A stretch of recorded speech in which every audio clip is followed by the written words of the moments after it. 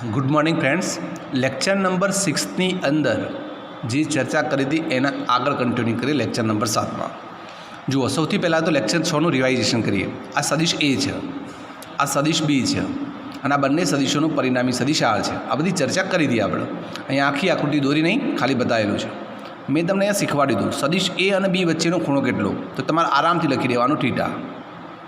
चलो सदिश ए और आर वच्चेनो खूणो केटलो, तो तमे आरामथी लखी शको आल्फा। અને વિધે સદિશ આર અને બીટા વચ્ચેનો ખૂણો કેટલો, તો તમે આરામથી લખી દો બીટા। બીટા અને બીમાં ફરક છે, બી આ રીતે લખાય, આ સદિશ છે અને એંગલ આ રીતે લખાય, આ બીટા છે। લાઇન એક્સટેન્ડ કરવાની। ચલો હવે અહીંયા પરિણામી સદિશનું સૌથી પહેલાં મૂલ્ય શોધી દો આપણે। મૂલ્ય શોધવા માટેનું આર્ય સૂત્ર છે, બરાબર યાદ રાખજો। મૂલ્ય શોધવા માટે સૂત્ર છે a square plus b square plus 2ab cos theta. હવે અહીંયા તમારી પાસે 3 ખૂણા છે, એમાં આપણે થીટા ખૂણો વાપરીએ છીએ, મતલબ આપણે એ જ ખૂણો વાપરવાનો જે એ અને બી વચ્ચેનો હોય। એ અને બી વચ્ચેનો ખૂણો જ અહીંયા લખાય। ઓકે, આ હતી વાત મૂલ્યની। હવે વાત રહી દિશાની, તો દિશા શોધવા માટે તમારી પાસે સૂત્ર કયું છે જુઓ। તમારી પાસે 3 સદિશો છે, બરાબર યાદ રાખો, જુઓ યાદ રખાવજો। એક આર છે પરિણામી સદિશ, એક સદિશ એ છે અને એક છે સદિશ બી। આ 3 સદિશો છે। જો આ રીતે યાદ રાખવાનું, આ લખી દેવાનું ભાગ્યા સાઇન કરી દેવાનું, ઇક્વલ ટુ એ લખી દેવાનું ભાગ્યા સાઇન કરી દેવાનું, અને અહીંયા બી લખી દેવાનું ભાગ્યા સાઇન કરી દેવાનું। થઈ ગયું। હવે અહીંયા ખૂણો કયો લખવાનો જુઓ, જે આરને લેવા દેવા જ ના હોય। જુઓ આરને લેવા દેવા કોના સાથે હોય, તો એ સાથે ને બી સાથે।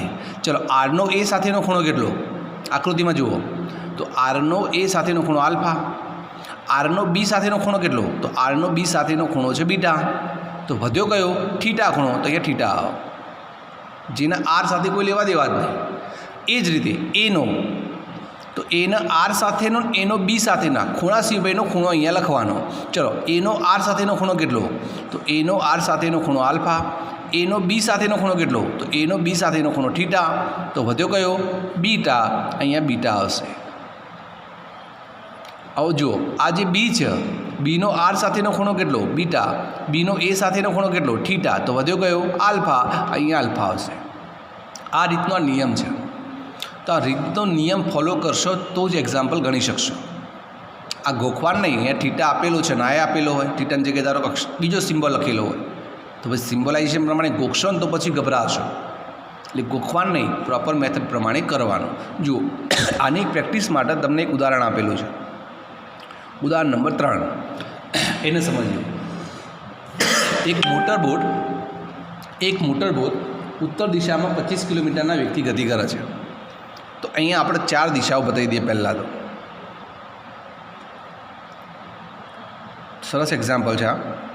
આ ઉત્તર દિશા છે, આ દક્ષિણ છે, આ પૂર્વ છે અને આ પશ્ચિમ દિશા છે। જો 4 દિશાઓ તો તમને ક્લિયર હશે। જો આ મોટરબોટ કઈ તરફ જાય છે, ઉત્તર દિશામાં 25 કિલોમીટર પરના વેગથી। જો અહીંયા હું બતાવી દઉં, આ રીતે સદિશના સ્વરૂપમાં આકૃતિ બતાવીએ છીએ। જુઓ તમારે બધાની આકૃતિની ટેલ અહીંયા રાખવાની, જેથી તમને સોલ્યુશનમાં તકલીફ ના પડે।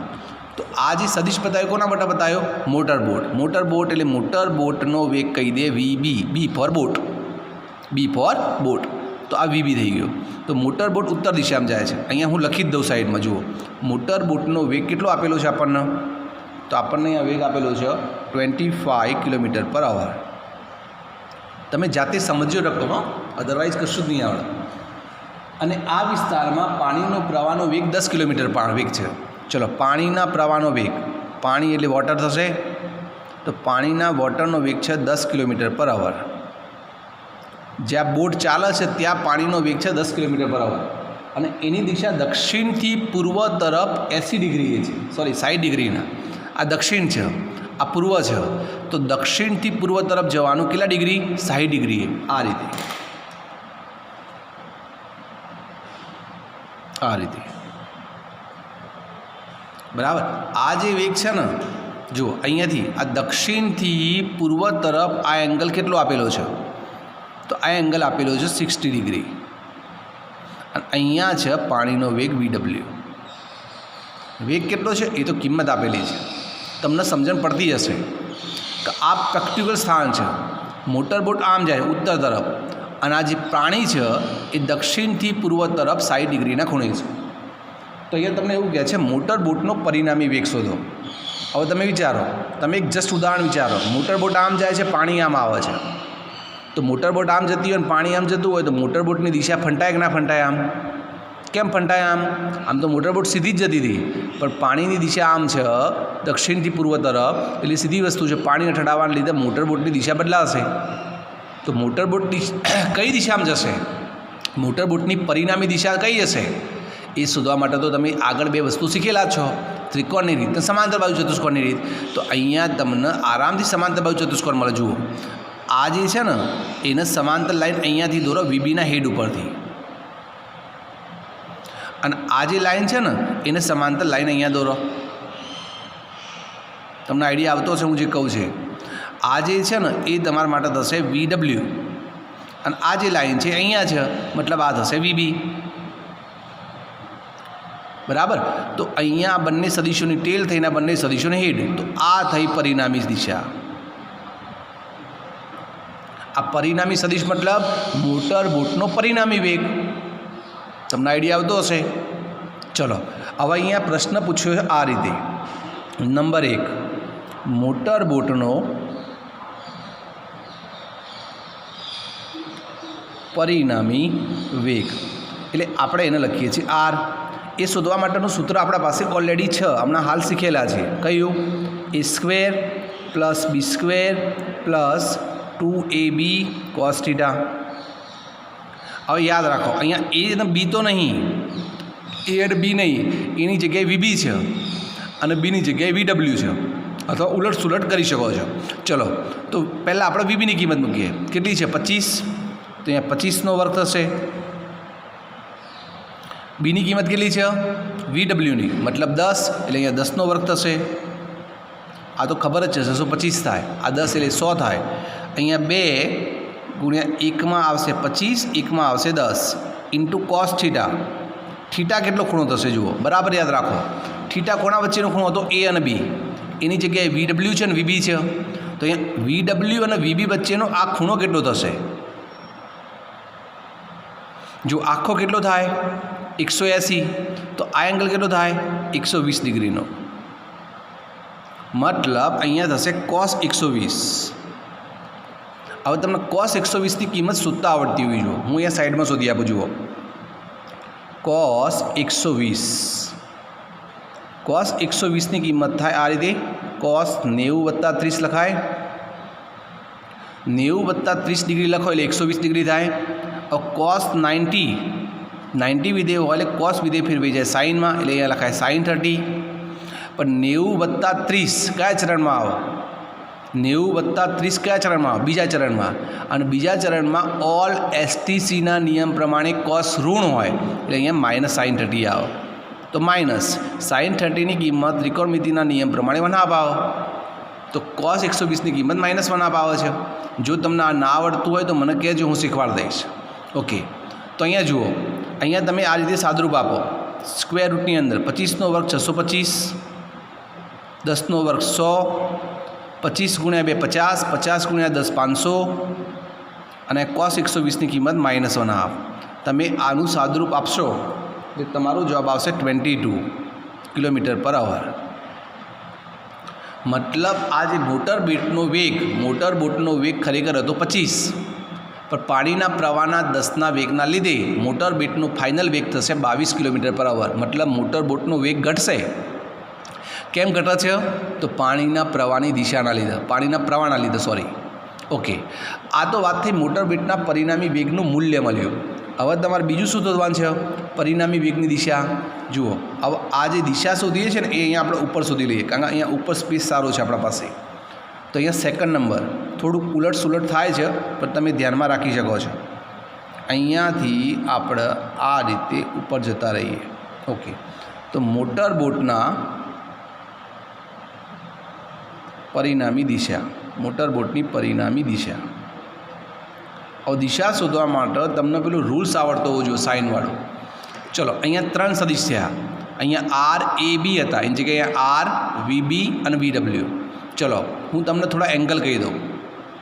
તમારે શોધવાનું શું છે? મોટર બોટનો પરિણામી વેગની દિશા. જુઓ, મોટર બોટ શરૂઆતમાં ક્યાં જતી હતી? આમ જતી હતી ઉત્તર દિશામાં. હવે ક્યાં જાય છે? આમ જાય છે. મતલબ આ ઓરિજિનલ દિશા છે, ઉત્તર દિશા. મોટર બોટ હવે આ જાય છે, તો આ બંને વચ્ચેનો ખૂણો શોધવાનો. આકૃતિ હું થોડી ફરીથી દોરી દઉં. જુઓ, આ રીતે છે. આ દિશા મોટર બોટની ઓરિજિનલ છે, બરાબર. આ જે દિશા છે એ પાણીના પ્રવાહની છે, VWની, બરાબર. એ તમને ખબર હશે. આ આપણો સામાન્ય રીતે અક્ષ આપેલી છે. આ એંગલ છે ને દક્ષિણથી પૂર્વ તરફને 60 ડિગ્રી આપેલો છે. અને પરિણામી વેગની દિશા આ રીતે છે. આ પરિણામી વેગ છે. આ જે આકૃતિ છે એના એ જ છે, પણ અહીંયા તમારે મોટર બોટનો પરિણામી વેગ શોધવો છે. પરિણામી વેગ આમ છે તો આ એંગલ શોધવો પડે. આ એંગલ એટલે આલ્ફા થઈએ. ધારો કે આપણે એને કહી દઈએ આલ્ફા, મતલબ આલ્ફા શોધવાનો, ગમે તે નામ આપી શકો. ચલો, તમારે 3 એંગલ નક્કી કરવા પડો. આર અને VB વચ્ચેનો આલ્ફા, એ રીતે VW અને આર વચ્ચેનો આ જે ખૂણો છે એને હું કહી દઉં, માની લો બીટા. અને આખો એંગલ છે VB અને VW વચ્ચેનો આખો એંગલ છે એને કહી દઉં થીટા. મેં મારી રીતે નેમ રેન્ડમ આપેલા છે, તો હજી યાદ રાખો 3 સદિશ થયા. કયા કયા? જુઓ, એક આર, એક VB અને એક VW. ચલો, અહીંયા આર લખો તો ભાગ્યા સાઇન કરવાનું, અહીંયા VB લખો તો ભાગ્યા સાઇન કરવાનું, અહીંયા VW લખો તો ભાગ્યા સાઇન કરવાનું. પણ અહીંયા એંગલ કયા આવ જુઓ, તો આરનો VB સાથેનો ખૂણો કેટલો? આરનો VB સાથેનો ખૂણો કેટલો? આલ્ફા, તો એ ના લખાય. આરનો VW સાથેનો ખૂણો કેટલો? આરનો VW સાથેનો ખૂણો બીટા, તો વધ્યો કયો ખૂણો? થીટા, તો અહીંયા થીટા આવશે. ચલો, VB, તો VBનો આર સાથેનો ખૂણો કેટલો? તો VBનો આર સાથેનો ખૂણો છે આલ્ફા, એ ના લખાય. ચલો, VBનો VW સાથેનો ખૂણો કેટલો? VBનો VW સાથેનો ખૂણો થીટા છે, વધ્યો કયો ખૂણો? બીટા, અહીંયા બીટા લખશું. હવે VW, તો VWનો VB સાથેનો ખૂણો કેટલો? તો VWનો VB સાથેનો ખૂણો થીટા. VWનો આર સાથેનો ખૂણો કેટલો? VWનો આર સાથેનો ખૂણો બીટા, વધ્યો કયો? આલ્ફા, તો આપણે અહીંયા આલ્ફા લખીશું. હવે આની આ આખું સમીકરણ બનાવીનો મતલબ એ નહીં કે તમારે બધાનો ઉપયોગ કરવાનો. જો આનો તો ફરજિયાત ઉપયોગ કરવો પડે, આ સ્ટેપનો તો ફરજિયાત ઉપયોગ કરવો પડે, કારણ કે તમારે આલ્ફા શોધવો છે. હવે તમે એના સાથે આના સરખાવો અથવા આના સાથે આ સરખાવો, તમારી મરજી. પણ જો મારા પાસે બીટા નહીં, આ જે ખૂણો છે ને મારા પાસે નહીં, એટલે હું આ નહીં લઉં, આ બેને સરખાઈશ. એ તમારું લોજિક છે. મતલબ તમે આ રીતે લખશો, આર ભાગ્યા sine theta is equal to VW ભાગ્યા સાઇન આલ્ફા. ઓકે. હવે જુઓ, આરની કિંમત કેટલી છે તો તમે શોધી નાખેલી છે. આરની કિંમત તમારે 22 છે, તો અહીંયા લખી દઈએ 22. ચલો, સાઇન થીટા, થીટા કેટલો ખૂણો છે? થીટા એટલે VW અને VB વચ્ચેનો ખૂણો છે. તો જો આ 60 થાય છે, આખો 180 થાય, તો આ કેટલો ખૂણો થાય? 120. તો અહીંયા સાઇન 120 થશે. ચલો, VW કેટલો છે? પાણીના પ્રવાહનો વેગ તમને આપેલો છે 10 km/h, એટલે 10, અને અહીંયા સાઇન આલ્ફા. તો તમે આલ્ફા સિવાય બધી કિંમતો જાણો છો. અહીંયા આપણે કરતાં કરી દઈએ. સાઇન આલ્ફાના કરતાં કરશું તો આ રીતે થશે, 10 ગુણ્યા સાઇન 120 ભાગ્યા 22. આ સાઇન આલ્ફાને અહીંયા કરતાં કરી દીધા. સાઇન 120 અહીંયા ગુણાકાર અને 22 ભાગાકારમાં.